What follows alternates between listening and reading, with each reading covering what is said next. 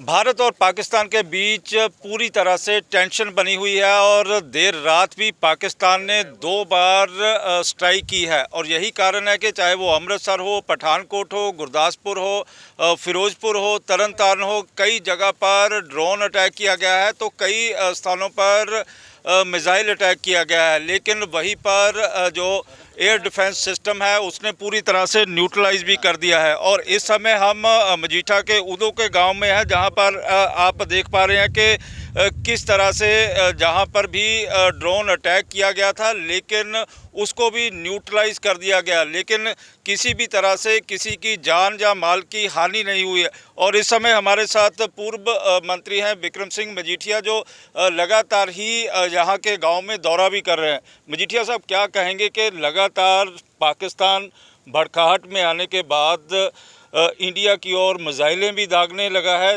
और वहीं पर ड्रोन भी भेजने लगा है?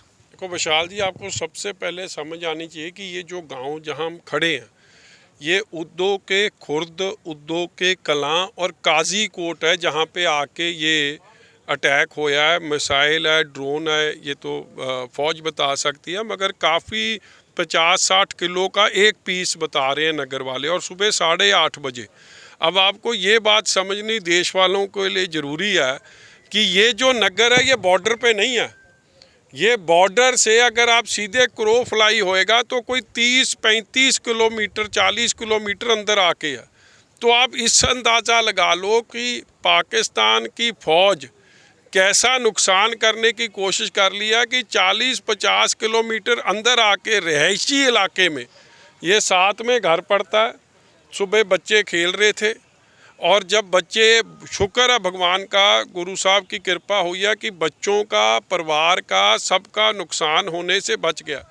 मगर पाकिस्तान की ये जो शरारतें हैं, रिहायशी इलाकों में बम फेंकना, और वो भी दिन के काम में जब लोग अपने खेतों में कोई काम कर रहा, अभी तो वाढी हो गई है मगर फिर भी बहुत नुकसान हो सकता है। और दोनों सरकारों को इंटरनेशनल नॉर्म्स है उसको फॉलो करना चाहिए और लोगों को इसमें नुकसान नहीं पहुंचना चाहिए। फिरोजपुर में पहली घटना हुई है जहां पर 3 लोग जख्मी हो गए हैं ड्रोन की चपेट में आने से। बिल्कुल जी, रात कह रहे हैं उधर जो बात चल रही है कि शायद लाइट जलती थी, क्या हुआ क्या नहीं हुआ, मगर कल उनके तो घर में आके गिरा, यहाँ से घर से दूर था, उधर घर पे आके गिरा और आखिर में गाड़ी को आग लगी और वहाँ पे ब्लास्ट हुआ है। और एक माता जी है, उनको काफ़ी कहते हैं बर्न इंजरी आई है, दो और को आई, उनका बचा है। मगर मजीठिया साहब, पाकिस्तान के साथ हिंदुस्तान 2 तरह की लड़ाई लड़ रहा है। एक सोशल मीडिया के ऊपर लड़ाई लड़ी जा रही है और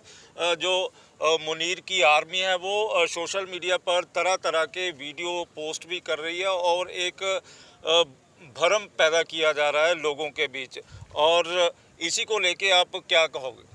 देखो, पहली गल ना, देश के लोगों को, जो पंजाबियों का और जम्मू कश्मीर जो फ्रंट लाइन में सूबे हैं, बॉर्डर डिस्ट्रिक्ट्स हैं, बॉर्डर स्टेट्स हैं, उन लोगों की इज़्ज़त, कदर और हद से ज़्यादा करनी चाहिए। क्योंकि जब भी ये जंग होती है पाकिस्तान के साथ तो बॉर्डर के डिस्ट्रिक्ट के लोग उजड़ते हैं। ये श्री अमृतसर साहब के लोग एक बार ही नहीं, अनेकों बारी उजड़े और फिर देश के साथ खड़े हैं, देश से के साथ खड़े रहे। और हमारे पंजाबी बहादुर लोग हैं, बहादुर सपूत हैं, चाहे वो गलवान की क्लैशेस थी, कारगिल थी, 1965 होगी, 1971 होगी, हर जंग में पंजाबियों का मोरी हिस्सा रहा। और ये कला बलिदान, शहादत नहीं देते हैं, ये जितने भी बॉर्डर के गांव हैं ये उजड़ते भी हैं और फिर बसते हैं। और वहाँ पे फौजी वीरों को खाने पीने, रिहाइश की हर तरीके का प्रबंध करते हैं। इसलिए बहादुर लोग हैं, बहादुर लोगों की इज़्ज़त, उनकी शलाघा होनी चाहिए। और पाकिस्तान को भी ये समझ आ जानी चाहिए कि एक बारी नहीं, आपने को मुंह की कई बारी खा ली है।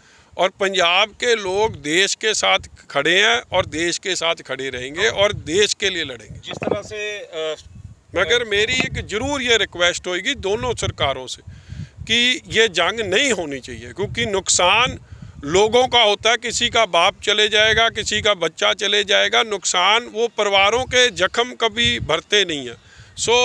ऐसे नुकसान का जिसमें परिवार का नुकसान हो। मैं उस नुकसान के उल्ट हूँ, इसलिए जंग को ख़त्म होनी चाहिए और जो शरारतें पाकिस्तान करता है टेररिज्म के नाम पे, या जो पहलगाम में किया या उससे पहले किया, ये काम पाकिस्तान में बंद होना चाहिए।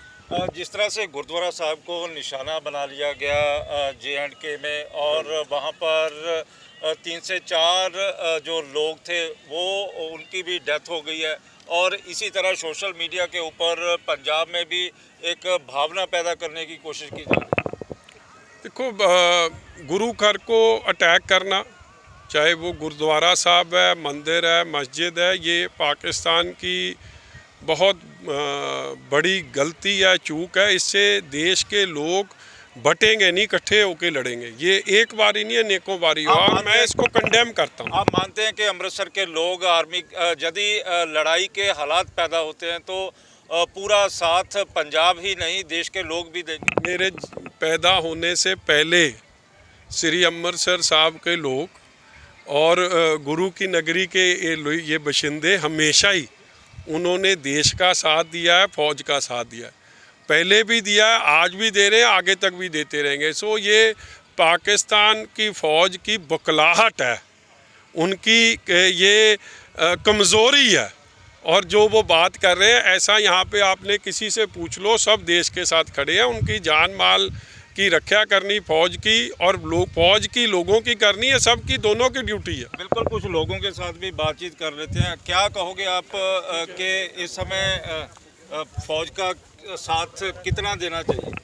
हम एक्स आर्मी हैं, फौज में जब भी ज़रूरत पड़ेगी हम फौज के लिए हाजिर हैं। फिर तो कोई भी कोई डरने वाली बात नहीं। जो सोशल मीडिया पे प्रचार किया जा रहा है वो जानबूझ के किया जा रहा है? वो जानबूझ के किया जा रहा है। कभी भी ज़रूरत पड़ेगी हम, जैसे ही हम हथियार चलाना नहीं भूले, जब भी देश को ज़रूरत पड़ेगी हम देश के लिए हाजिर हैं। आप क्या कहोगे? इत्थों आए जी फौज तैयार हो? बिल्कुल तैयारी सारी फौज के साथ? पूरे साथ है, ये बच्चा साਡਾ अपना। आप क्या कहोगे? तैयार हो पूरा? पूरे तैयार हो जी, सारा ही देश की खातर लड़ने वास्ते तैयार हो जी। फिलहाल यहाँ के लोग पूरी तरह से फौज का साथ देने के लिए तैयार हैं कि यदि जंग लगती है तो फौज के कंधे से कंधा मिलाकर फौज का साथ भी दिया जाएगा और फौज की मदद भी की जाएगी।